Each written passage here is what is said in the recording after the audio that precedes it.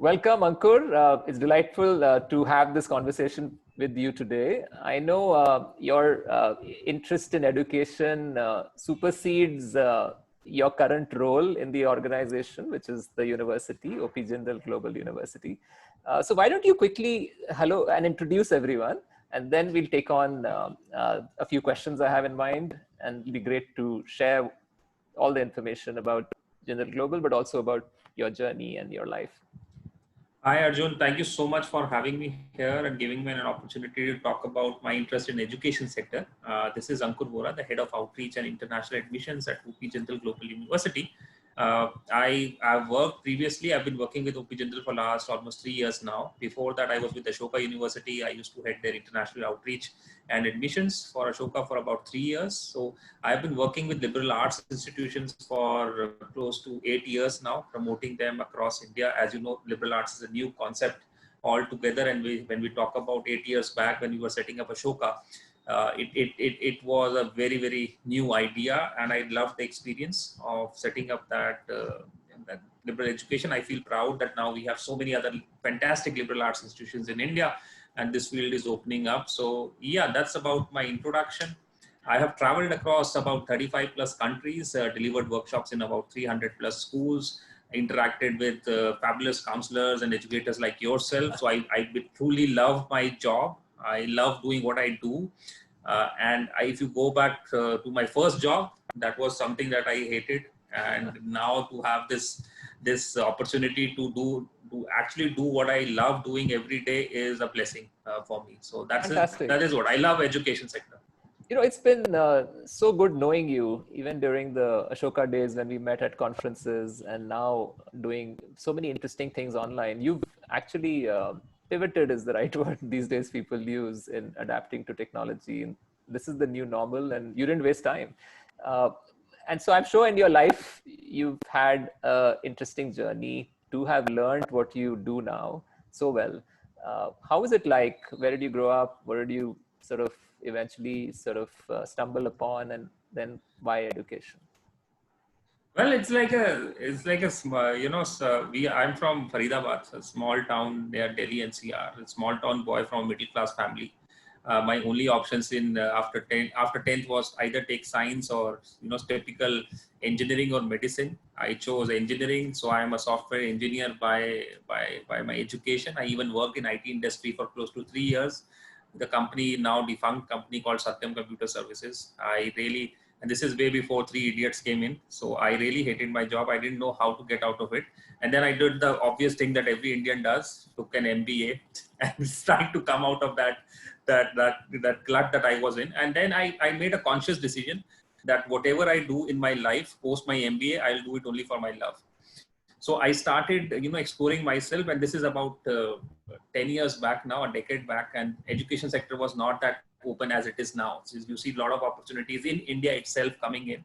But at that point of time, there used to be very few private good institutions. So, but I started my journey slowly. I started with a business school. I was in Dubai. I started working with a college called IMT Ghaziabad, which is MBA, top-notch MBA institution. Started promoting their Dubai campus, set up their campus admissions office in Delhi. And then post that, my life changed when I actually joined Ashoka University and started working with some fabulous people in that institution. And, they were the torchbearers of liberal arts education in India. And then I got an opportunity to go to conferences, travel the world, meet students from all across Africa, Middle East, Southeast Asia, and see really, it's like the globalization was coming into the picture. Now we sit in COVID days and, we can't travel. And if you go talk to me 6 months back, I was every month I was abroad and talking to students. So I think my story is a typical Indian middle class family boy story. We started and we had some few opportunities at that point of time, but I grabbed every opportunity that came my way so that I could build my potential. And I think now after spending about a decade in education sector, I feel that I am able to do what I really wanted to do. Probably I should have had liberal arts education. I missed that education in my college days, but happy doing what I am doing, taking the torch of liberal arts everywhere. So good to hear this. It's an interesting journey with so many people who have love for education, would definitely connect with your role, which is so fascinating because I see you everywhere on Facebook, on LinkedIn, hosting webinars, and a lot of these have nothing to do with just promoting Jindal Global University. It's more about creating an ecosystem. So, can you tell me why you decided to give so much and give so much of your time and create such a beautiful community of counselors, educators? So I really, Arjun, and you've been on one of my webinars already. It just started as something to do on weekends. I didn't have anything to do on weekends. We all stuck at home, and I thought I should be making best use of my time. And I felt when I started my first webinar, I still remembered about 3 months back, I started with the webinar on South Asia, wherein I brought in counselors from Nepal, Bhutan, Sri Lanka, and Bangladesh, and India, and it's just we were just friends coming together, and I said, okay, let's have this conversation. I didn't expect many people to turn up, but 100 people turned up, and I'm like, okay, so there is this the hunger for information, so probably I should continue doing it. And it just, it just auto corrected itself, an autopilot now. So now when I don't do a webinar, it's been 3 months, so on Saturday I feel something is missing, so it just become a part of me. And then people write to me, why don't you do webinar on this topic, why don't you take up this topic? So I'm doing this tomorrow, day after, national education policy. So this is not my thought. Somebody wrote out to me, my colleague in Canada, and he said, why don't you do something on national education policy? And I said, okay. And then by God grace, I have this network that I can reach out to, and I see this guy will fit this role very well, and they agree. And then it happens, and then a lot of people have sent congratulations to me. But I think it's more about there was this hunger for people to share. There was no platform available to them, and probably I am being that source that brings all of them together. Otherwise, I love my conversations. I learn more than I give in these webinars. I still remember a fabulous webinar that I did with you. I learned so much with you and all the others. So and that's the story. It's just that I love doing what I do. Yeah, in It's these nothing to do times, to promote. One more thing I want to add: it's nothing to do with promote one institution. I always say in my opportunities, Indian education sector is so vast. There is so much demand for having world-class institutions, and we are just starting it. Be it Jindal or Ashoka or Kriya or Shiv Nadar, and we should all collaborate. Probably we should have 100 more institutions like Jindal and Ashoka. So that's the theory. I want the sector to open up. I want our students to have more choices, more opportunities within the country itself. They want to go abroad, very good, go abroad.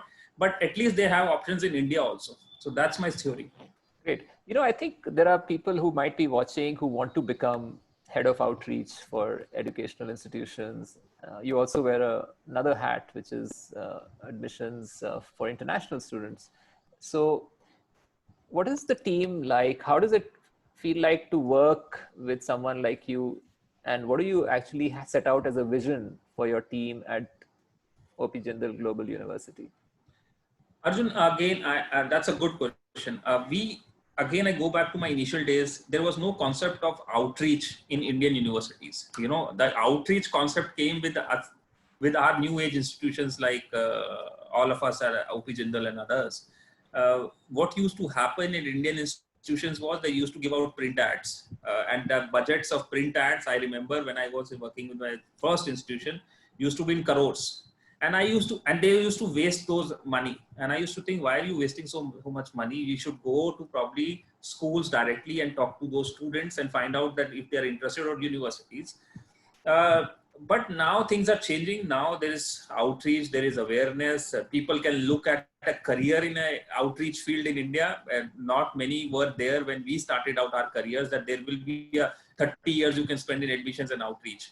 So my request to all the students who may be looking at universities and education sector, definitely, this is a very, very promising sector.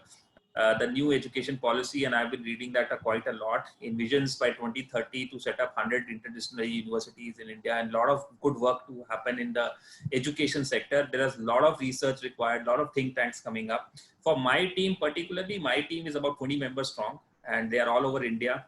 They are based, and they do connect with schools. They do transition for students from, I'll say they're more of career counselors, and along with outreach. So they have to understand, what is the need for a student in grade 11 and 12. Is it he or she the right fit for the kind of programs that we are doing?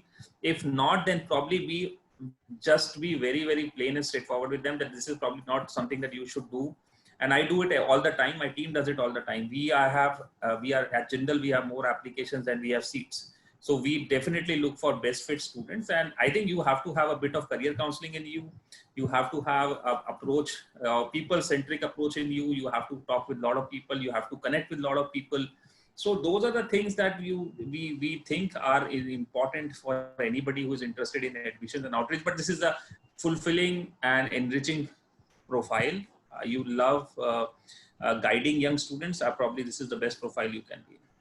Great. So things must have definitely changed during this pandemic, and in terms of recruitment efforts, outreach, and even counseling students who perhaps earlier could visit campus and get a feel. What else do you think you've had to adapt to in the current role of attracting students to Jindal Global University? I think, Arjun, again, I'm blessed to be working for an institution that is very dynamic, and these are tough times. But I say these are tough times, but these are also times for opportunities, for new opportunities to open up. So all of us are adapting to Zoom and screen time, and our admission processes have adapted to, like, our JSAT exam went online, our interviews went online. Even yes, so I still have a lot of parents who want to visit campus but are not able to do that. The best option that we can give them is the virtual tour. We do organize a lot of WhatsApp counseling sessions. But what I'm seeing right now, yes, initially in the first couple of months, 3 months, people were very, very anxious. But now they are probably adjusting down to this new way of learning. Like, our classes are going to start from 1st of September for our new batch, and all admissions are done. So now students are settling down. Tomorrow we have the orientation program again online. So all of us are adapting. I think students are also adapting and understanding that life has to go on. It's not that we cannot sit back and say that. That's the human spirit, I think. We always try to keep on working, keep on doing our best in whatever we can do.